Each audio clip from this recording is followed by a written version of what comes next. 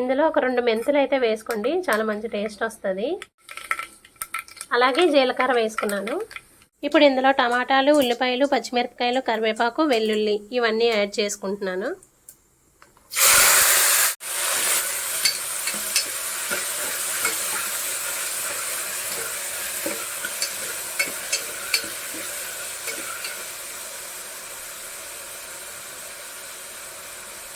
ఇవి బాగా మెత్తబడాలి. బాగా మగ్గిన తర్వాత అప్పుడు ములక్కాడలు వేసుకుందాము. ఇప్పుడైతే కొంచెం సాల్ట్ అయితే యాడ్ చేసుకుందాం.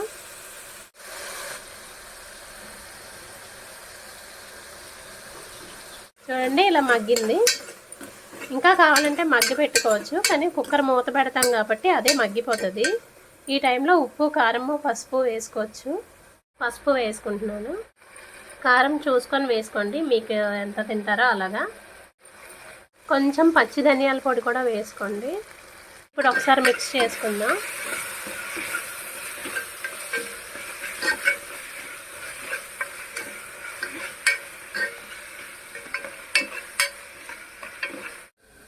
ఈ ములక్కాడలు వేసుకుందాం ఇందులోకి. ఇప్పుడు బాగా మిక్స్ చేసుకుందాం దీన్ని.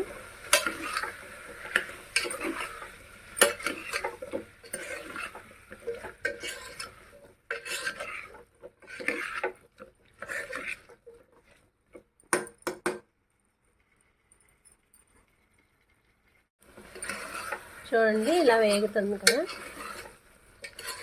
ఇంకొంచెంసేపు వేగిన తర్వాత మూత పెట్టుకుందాం.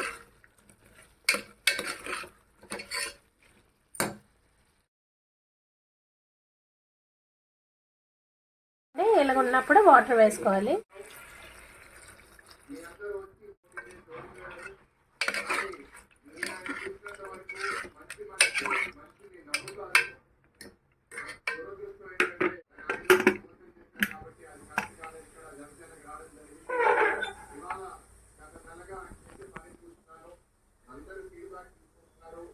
ఇప్పుడు ఒక విజిల్ వచ్చే వరకు పెట్టుకోవాలి. ఇప్పుడైతే మూత తీసి చూద్దామండి.